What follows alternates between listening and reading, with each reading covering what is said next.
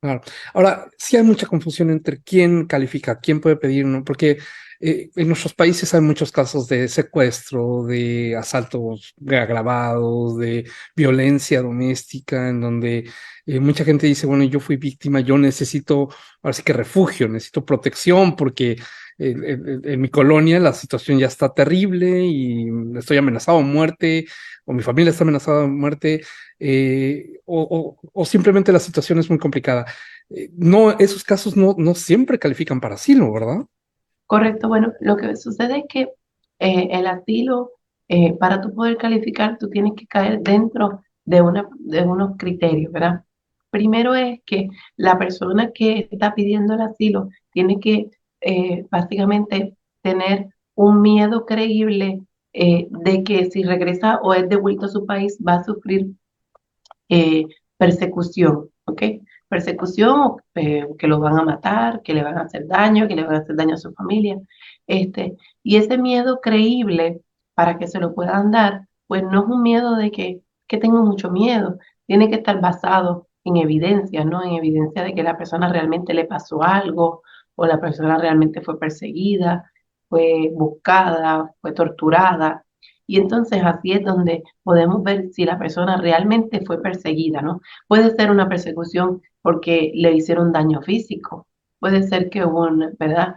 Hay personas que le han dado paliza, que casi lo matan, hay personas que a lo mejor los han violado, hay personas que a lo mejor le han hecho algún tipo de mutilación en su cuerpo, o sea, que son personas que realmente tienen, puede ser que hay personas que les han hecho amenazas de muerte que pueden probar, ¿verdad? Los han escrito en paredes y tienen fotos o notas o llamadas grabadas, todo ese tipo de cosas. Pues son cosas fuertes que tenemos que demostrarlas.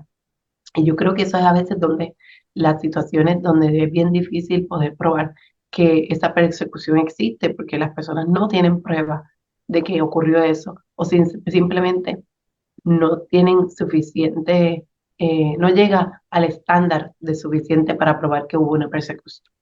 Claro. Ahora, es importante diferenciar el hecho de que cuando son víctimas de algo así, tiene que haber sucedido en su país, ¿no? No pudo haber pasado en el camino, ¿cierto? Cuando venían ya. Correcto, correcto. Bueno, si pasó en el camino, pasó algo en el camino y luego entró a los Estados Unidos y fue víctima de otros crímenes, podemos hablar a lo mejor de otra cosa. Pero sí, esa persecución estamos hablando de que fue en su país.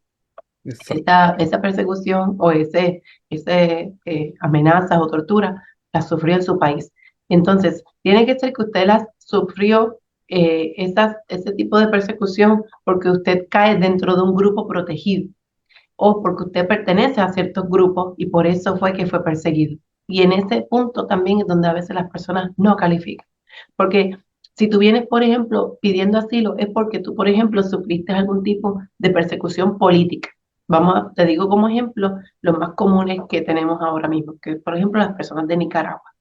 Nicaragua, el país está viviendo un problema con el presidente Ortega donde desde el 2018 más o menos comenzaron un cierto tipo de manifestaciones del pueblo en contra del gobierno por ciertas acciones que estaba tomando el gobierno.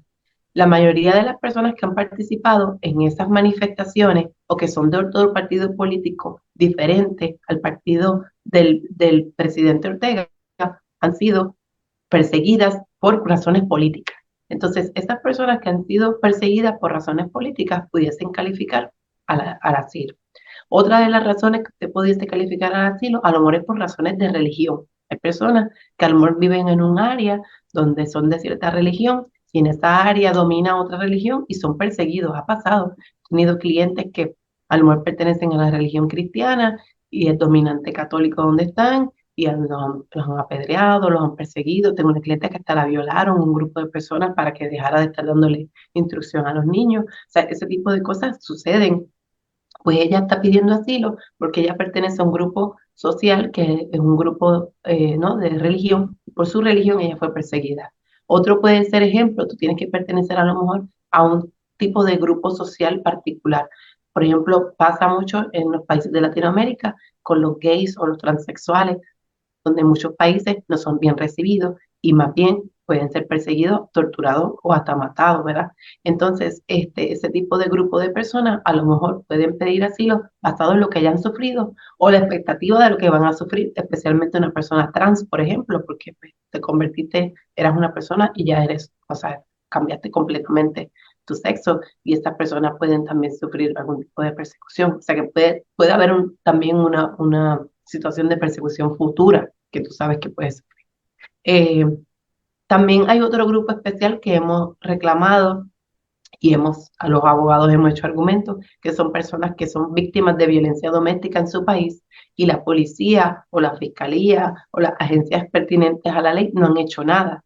Y esas personas pudiesen a lo mejor calificar bajo un grupo social específico. Entonces, eso es lo que te quiero decir, o sea, que el asilo no es basado es que mi país está bien feo, hay mucha criminalidad y me robaron, porque la criminalidad existe también aquí y en Austin y en Round Rock.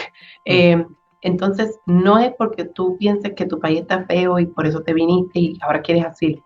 Tiene que ser que tú perteneces a un grupo en específico y que sufriste esa persecución basado en ese ideal o ese grupo al que tú perteneces.